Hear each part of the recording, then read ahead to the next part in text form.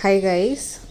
सो आज मैं एक अलग वीडियो बनाने जा रही हूँ। जैसे कि मैंने पहले वीडियोस में बताया था कि ट्विन फ्लेम जर्नी का पर्पस क्या होता है। अगर आपने वो वीडियो नहीं देखा है तो आप मेरे लास्ट वीडियोस में देख सकते हैं what is twin flame journey and purpose क्या है जर्नी का। ओके, सो मैंने एक बात बताई थी कि अगर बहुत से जन सोचते हैं कि अगर इतना डिवाइन मिशन है या इतना डिवाइन पर्पस है तो इतना पेन क्यों है जर्नी में। ओके, इतना पेन क्यों होता है। तो मिशन क्या है या पर्पस क्या है? प्लैनेट की वाइब्रेशन को रेस करना है from lower vibration to a higher vibration, है ना। क्योंकि प्लैनेट की भी असेंशन हो रही है, जैसे सोल्स की असेंशन हो रही है वैसे प्लैनेट भी कलयुग से सतयुग में जाना है। तो कलयुग जो है वो लोअर वाइब्रेशन पे चल रहा है, इसके लिए कलयुग चल रहा है अभी, जैसे कि मैंने बताया था लास्ट वीडियोस में। और सतयुग आना है, गोल्डन एज आना है, मतलब it will be a time of high vibration, जहाँ पे सब सोल्स भी हाई वाइब्रेशन में रहेंगे तो कलेक्टिव प्लैनेट की वाइब्रेशन भी हाई वाइब्रेशन रहेगी। देयर विल बी लव, है ना। लव होगा, हैप्पीनेस होगा, पीस होगा। ये सब कब होगा? जब ज़्यादा से ज़्यादा सोल्स उस वाइब्रेशन पे पहुंच जाएंगे और प्लैनेट कलेक्टिवली हाई वाइब्रेशन पे रहेगा, तब आएगा सतयुग। और वो हमें ही लाना है, वो कुछ ऐसे ऑटोमेटिकली नहीं आएगा, राइट। जो लोग अभी धरती पे रह रहे हैं उनको ही अपने वाइब्रेशंस पे काम करना है और सतयुग लाना है। तो जो भी लाइट वर्कर्स है, जो भी ट्विन फ्लेम्स है, जो भी सोल्स इवॉल्व हो रहे हैं, वो यही काम कर रहे हैं कि हाई वाइब्रेशन में कैसे पहुंचना है। सिर्फ ट्विन फ्लेम्स ही नहीं, और भी लाइट वर्कर्स होते हैं जो इस काम में लगे हुए। ओके, तो ट्विन फ्लेम सिर्फ एक ज़रिया है ये मिशन अचीव करने का। और twin flames ultimately love vibration तक पहुंचना चाहते हैं, क्योंकि रिलेशनशिप में आप लव सीखोगे, व्हाट इज़ ट्रू लव वो सीखोगे आप, अनकंडीशनल लव क्या होता है वो सीखोगे। और उस रिलेशनशिप के ज़रिए आप ये समझोगे कि अनकंडीशनल लव क्या होता है और कैसे उस वाइब्रेशन में रहना है। और आप अल्टीमेटली जब उस मुकाम तक पहुंच जाएंगे और आपके ट्विन जब आप कलेक्टिवली यूनियन में रहेंगे तो आपकी वाइब्रेशन इतनी हाई रहेगी कि आप आपके जो सराउंडिंग है उनको भी आप इन्फ्लुएंस करते हो।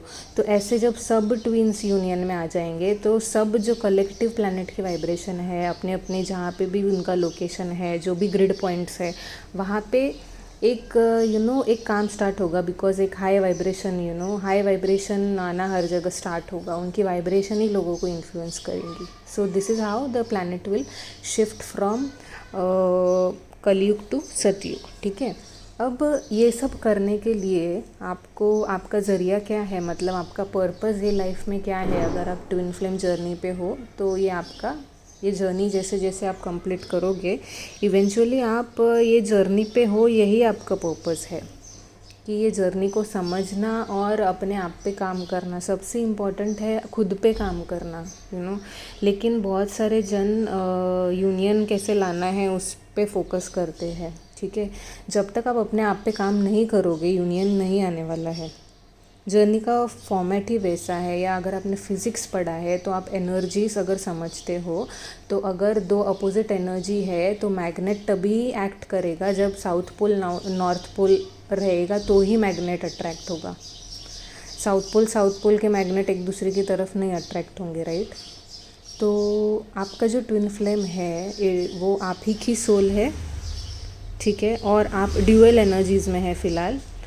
जैसे कि अगर आप में मैस्कुलिन एनर्जी ज़्यादा है, आपके ट्विन में फेमिनिन एनर्जी ज़्यादा होगी। आप में फेमिनिन एनर्जी ज़्यादा है, उसमें मैस्कुलिन एनर्जी ज़्यादा होगी, राइट।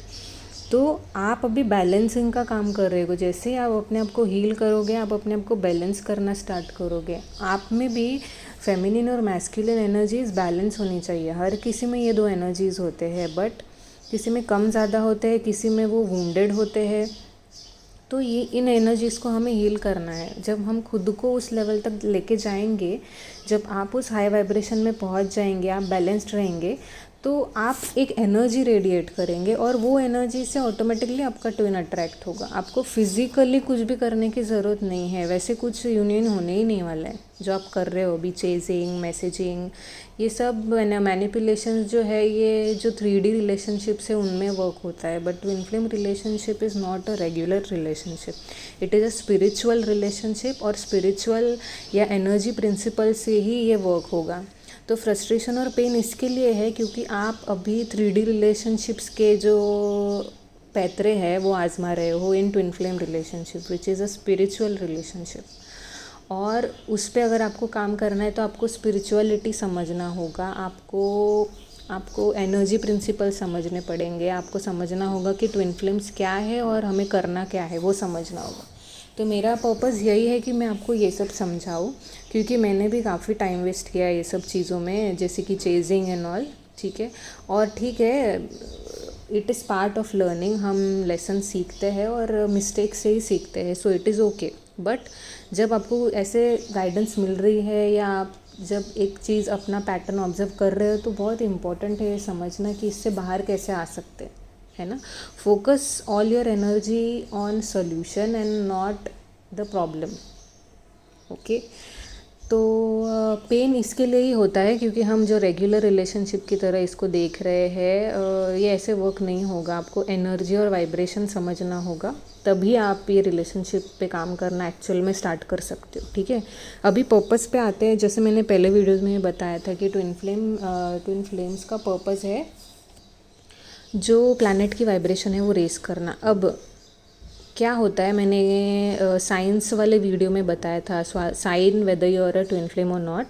उसमें मैंने बताया था कि ट्विन फ्लेम्स जो है वो डिसफंक्शनल फैमिलीज़ में बॉर्न होते हैं। ओके, डिसफंक्शनल फैमिली मतलब जहाँ पे कुछ कुछ वुंड्स है, कुछ ट्रॉमाज है, अब्यूसिव रिलेशनशिप्स है, जहाँ पे द कुछ ना कुछ तो गड़बड़ है, जहाँ पे जो फैमिली में इमोशनल ट्रॉमा है, या फिर जो रिलेशनशिप प्रॉपर डायनामिक्स होते हैं ना, वो कुछ ना कुछ वहाँ पे गड़बड़ होती है वो फैमिलीज़ में ट्विन फ्लेम्स बॉर्न होते हैं। क्यों बॉर्न होते हैं वो फैमिलीज़ में? अगर वो इतने मास्टर सोल्स है तो वो फैमिली में क्यों बॉर्न होते हैं? जैसे मैंने पहले भी बताया था कि उस फैमिली में बॉर्न होके वो क्या होता है, जैसे कोई भी बेबी बॉर्न होता है तो क्या होता है, उसमें उसके माँ और पिताजी का डीएनए होता है। ठीक है, हर एक इंडिविजुअल में उसका जो आधा जेनेटिक मटेरियल होता है वो मदर से आता है और आधा फादर से आता है। तो हमारा जो जेनेटिक मटेरियल होता है उसमें ही सारी इन्फॉर्मेशन होती है। कौन सी इन्फॉर्मेशन? आप ये लाइफ में कैसे आपका फिज़िकल बॉडी होगा, कैसा आपका अपीयरेंस होगा, नॉट इवन दैट, आप क्या सोचते हो, किस बारे में आपकी सोच कैसी है, आप क्या फील करते हो, ये सब कुछ इन्फॉर्मेशन हमारी लाइफ की डीएनए में होती है। ठीक है, तो ट्विन फ्लेम्स जब इस फैमिली में बॉर्न होते हैं तो वो उस फैमिली का डीएनए के साथ बॉर्न होते हैं।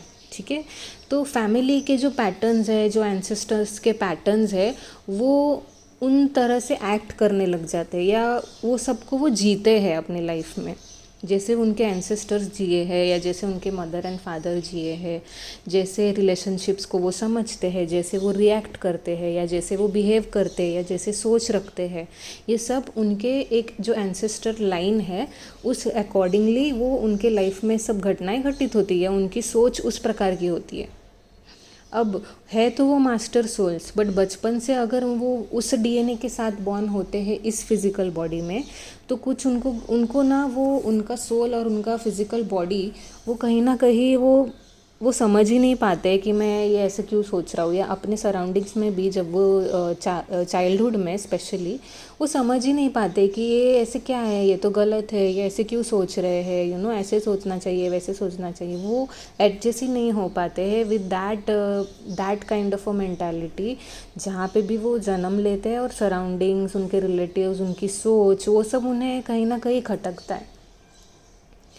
और फिर जैसे जैसे वो अपने रिलेशनशिप्स देखते हैं बड़े होने के बाद, उनके मदर एंड फादर के साथ उनका जो रिलेशनशिप है, कहीं ना कहीं उसमें कुछ ना कुछ इमोशनल ट्रॉमा होता है, कुछ ना कुछ होता है। ओके, इस पे भी मैं अलग वीडियो बनाऊंगी कि जो अटैचमेंट स्टाइल्स होते हैं वो क्या होते हैं। ठीक है, अब ये सब मकसद क्या है कि ये उनका जो डीएनए लेके वो बॉर्न हुए हैं उसको हील करना है ट्विन फ्लेम्स को, इसके लिए, ना कि वो पैटर्न्स के साथ उसको पकड़ के बैठना है और पेन में रहना है। आप अगर देखोगे आपके मॉम डैड भी काफ़ी पेन से गुजर चुके हैं अपने लाइफ में। ठीक है, कुछ वो रोज़ी कोजी रिलेशनशिप आप बचपन से देखते ही नहीं हो। आप हमेशा वुंडेड और ऐसे जो ड्रामेटिक रिलेशनशिप्स होते हैं वही देखते हो आपके सराउंडिंग में। क्यों देखते हो? क्योंकि आपका वाइब्रेशन ही वैसा है, आपका डीएनए ही वैसा है। अनलेस एंड अनटिल आप हील करो अपने आप को, तब जाके आप हैप्पी रिलेशनशिप्स देखते हो। तो ये तो आगे की बात है, लेकिन ये रीज़न होता है कि रिलेशनशिप्स पे भी उनका थोड़ा सा विश्वास उठ चुका होता है जैसे जैसे वो बड़े होते जाते हैं, बिकॉज उन्होंने बचपन से ऐसे ही रिलेशनशिप्स देखे हुए होते हैं।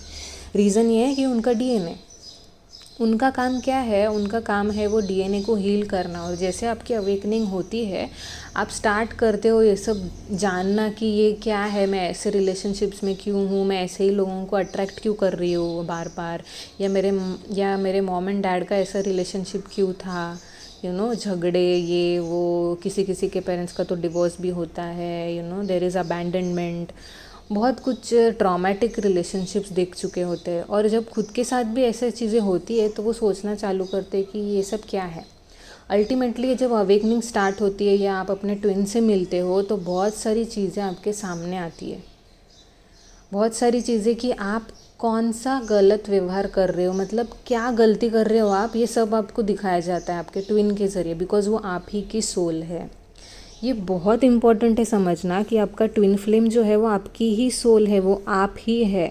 और उसका काम आके आपको, अगर आप एक्सपेक्ट करते हो कि आप कितना प्यार करते हो उससे और वो क्यों नहीं कर रहे प्यार, क्योंकि आप अपने आप से प्यार नहीं कर रहे हो तो वो आपसे प्यार कैसे करेगा? यही तो उनका काम है, दिखाना कि आप क्या कर रहे हो अपने साथ, वो आपको दिखाएंगे, क्योंकि वो आप ही है।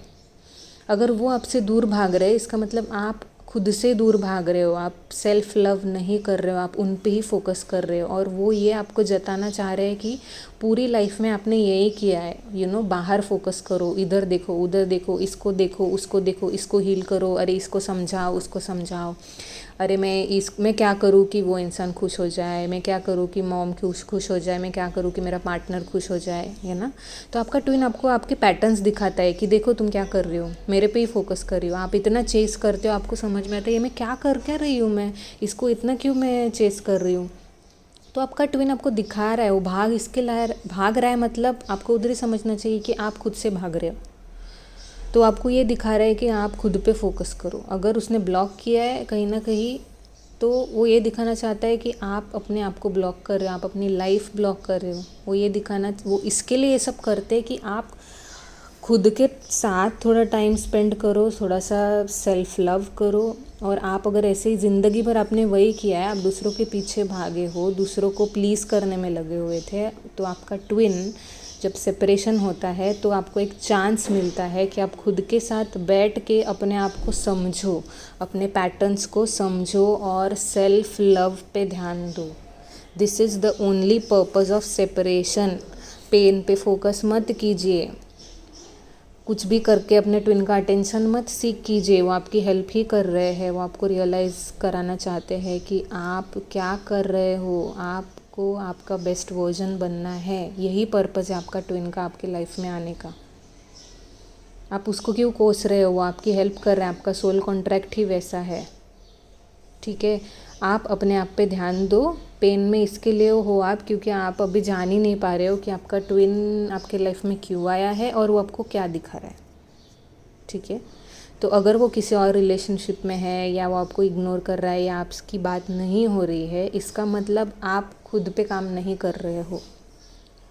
जब आप इतने इंडिपेंडेंट हो जाओगे, जब आप खुद में खुश रहना सीखोगे, जब आप खुद से प्यार करोगे और अपने आप को प्रायोरिटी रखोगे ना किसी और को, तब आपका ट्विन भी ये सब चीज़ें करेगा। तब वो भी आपको प्रायोरिटी देगा, वो भी आपके साथ खुशी महसूस करेगा, ना कि वो एंग्जाइटी वाली चेजिंग एनर्जी फील करेगा, ठीक है।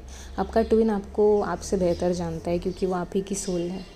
तो आपके ट्विन का काम ये होता है जो भी आप में अनहील्ड चीज़ें हैं वो दिखाना, ताकि आप उसको हील करें और आपका ट्रू सेल्फ बनिए। ट्रू सेल्फ, आपका डिवाइन सेल्फ। जैसे जैसे आप हील करना स्टार्ट करेंगे, आप वो डीएनए अपना भी हील करना स्टार्ट करोगे। और जैसे आप अपना डीएनए हील करते हो, जितने भी आपके एंसेस्टर्स हैं आप उनको हील करते हो और आप आपके आने वाली जनरेशन्स को भी हील करते हो, बिकॉज आपका डीएनए जो है वो हील हो रहा है। तो इसमें पेन तो होगा ही ना गाइस, ये कोई छोटी बात नहीं है डीएनए हील करना या अपने पैटर्न्स को हील करना। और जो भी इस जर्नी में है थोड़ा अपने आप पे थोड़ा पेन से बाहर आके और विक्टिम मोड से बाहर आके थोड़ा अपने आप को प्रेस कीजिए। It is not easy thing.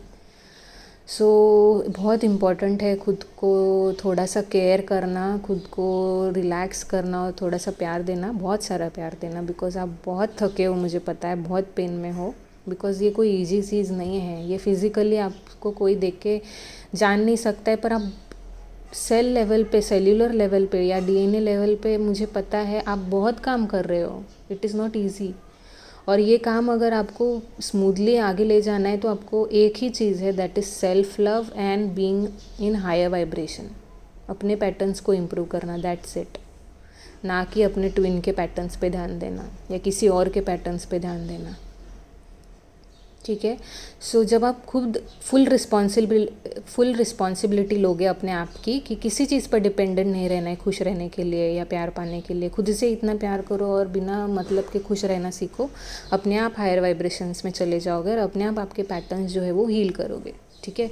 तो पेन इसके लिए ही होता है, तो ये मकसद है इस जर्नी का। ओके, समझिए इस बात को। और नेक्स्ट वीडियो में मैं इसमें और डिटेल में बताऊंगी, अभी ये वीडियो बहुत लंबा चल रहा है। सो आई होप आपको इससे कुछ इन्फॉर्मेशन मिले। Please like and subscribe to my channel and please comment whether if you are liking या आपको कुछ और इन्फॉर्मेशन चाहिए तो प्लीज़ कमेंट कीजिए, सब्सक्राइब कीजिए एंड अपना ख्याल रखिए, सबसे इम्पोर्टेंट चीज़। Okay, work on your self love पे ध्यान दीजिए। ओके, खुश रहना सीखिए। Okay, bye, take care.